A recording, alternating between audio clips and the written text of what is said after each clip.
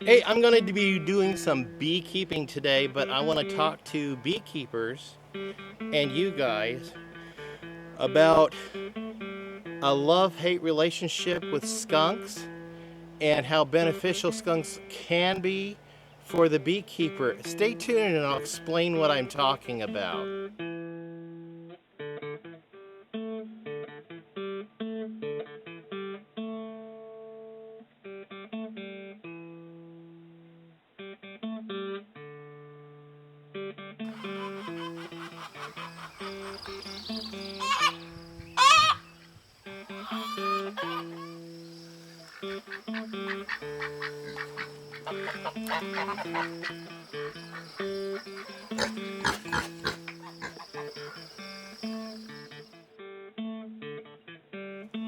Hello, welcome back to Pine Meadows Hobby Farm. I'm your host, Jerry Hanson. I'm going to talk to you guys about skunks, and I need to add a box or a brood chamber to the upper part of the red hive to give them more room because the hive is growing.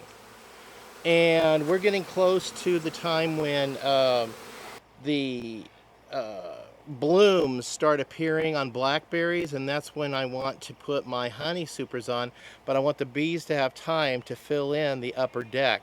So let's get that put on right now.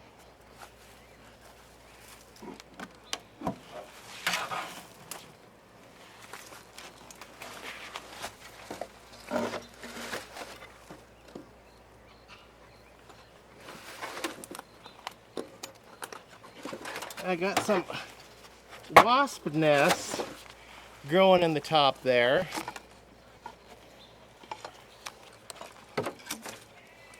And these girls are wanting to build up. I think I'm putting this on just in the nick of time. Because look at that. They're bringing comb up.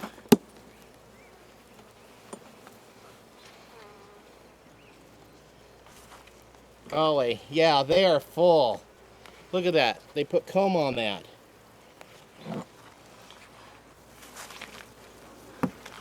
Look how beautiful that box is.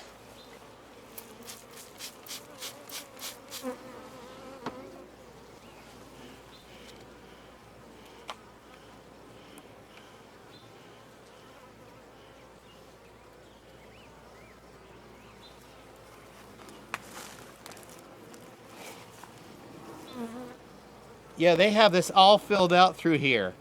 Completely filled out.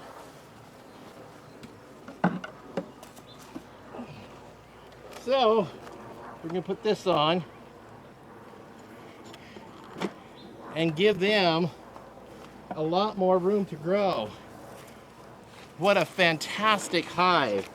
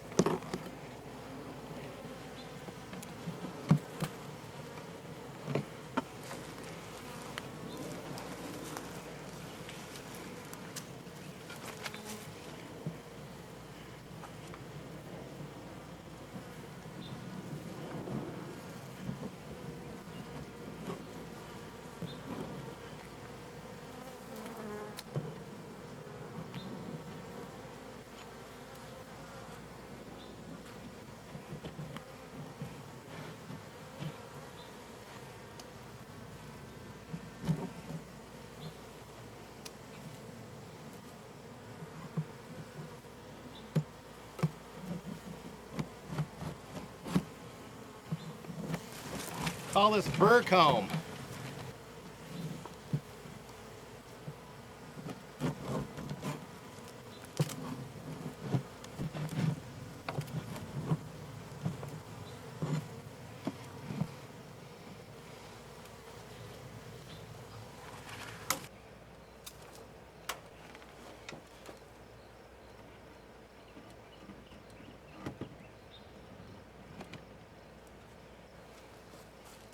Now I want to pop the top of this hive and just inspect it to see how well they filled it out. Well, that's a good sign.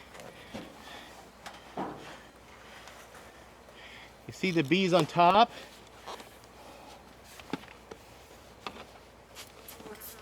I spritz them with sugar water.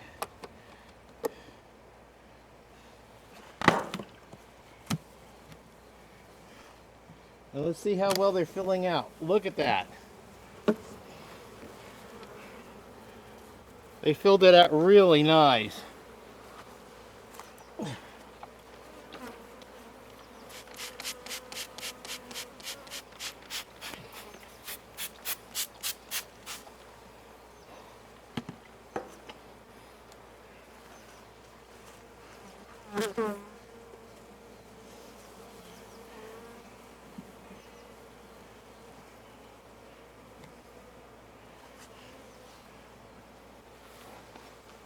Okay, I won't bother these ladies too bad.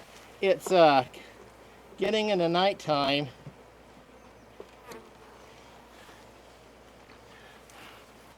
Well, I definitely do have two very vibrant and active hives, the two on the each end. I'm going to go ahead and try to grow them out into both chambers. Those bees are just now, I added the upper chamber here about 2 weeks ago, and then they're just now trying to pull that comb out. Unfortunately, it was bare frame boards, and none of it had drawn out comb. And this one doesn't have drawn out comb either, but down below they have all the drawn out comb, and they've really filled this bottom box. I mean, they completely filled it. So to keep the colony from swarming, I went ahead and added that top one because I could see where they're trying to go up to create more room with their hive. So this will give them more room and hopefully take away a sense of that they want to swarm. I'm gonna have to get out here in the next day or two and do a complete inspection and look for varroa mites, look for pattern of egg laying, looking for drone pattern, how well they're putting up their honey stores, their honey pattern, and also looking at pattern for their pollen cakes, because that's their protein, the pollen is. So I'm going to look overall and do a thorough inspection, and if I have any queen cells, I'm going to do a split. If the queen hasn't hatched yet, if there's any queen cells, I'm going to do a split. Or if there's any brand new brood, which is little teeny tiny, looks like a rice standing up inside of a little honeycomb cell, I'm going to go ahead and create a split also off of each hive. So in the beginning, I talked about how a skunk is a beekeeper's nemesis, but he is also a beekeeper's friend. I've had bad experiences with skunks in the past. Primarily it was with my chicken coop. My video cams just showed that the skunk would frequent getting inside the chicken coop because he found a way in and I didn't know he had got a way in, and he was eating the eggs, but that's all he was taking is the eggs. And then he let a fart inside the chicken coop and it smelled terrible for weeks. But anyway, we got that cleared up, and the reason why are so bad for a beekeeper is, well, let me show you and try to demonstrate. If your hives are only like a cinder block height off the ground, sitting very low to the ground, you'll get a skunk come in, and a skunk can stand up on his hind legs and go like this. He sits there and taps on the entrance at night, and the curious bees will come out and look to see what's tapping, and as they come out, he reaches in, grabs them, and eats them. He's after that protein. And so he'll sit there and eat a whole hive and decimate your whole colony in one night. That's what a bad thing for a skunk is for a beekeeper. But because of skunks in my area and a potential for mice can get in there and set up a nest, set up housekeeping inside there too. No, the bees won't sting the mice.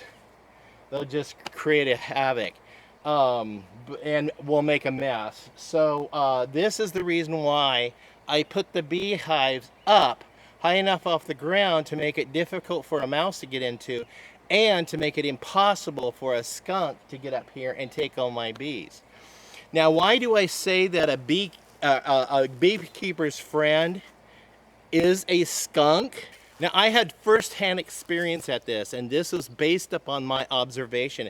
And that's primarily how we learn things, is by observing things in nature and things around us. So what happened is, I knew I had skunk problems, but the skunk couldn't get to the bees, but it was getting to the eggs.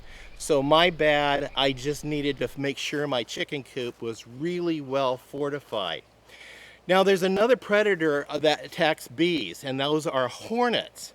I've had hornets come in and invade a beehive and, take all my bees. These are the bald-faced or blackhead hornets. These are awful. So I went ahead and set up hornet traps, and I haven't had problems with hornets since. But when I did have the problem, I found out something. Here's my bee yard. And right here in the ground, it was a hornet's nest. So that's where they had made their home, and then went over, grabbed some bees, brought them back, and fed them to their young. But where the skunk comes in is the skunk goes in, and since it's after bees and hornets, it dug that nest out and it ate every bit of it. Completely destroyed that hornet's nest. How'd the skunk turn out after the hornets maybe have stung it or bit it or whatever the hornets do? I don't know, I wasn't there. I came out the next day after I noticed my bees and those bald-faced hornets, and I noticed there's no hornets anymore. What happened to them all? I came and looked around, just happened to stumble across the carnage that was left here. So I discovered it's a skunk that actually goes after hornets' nests.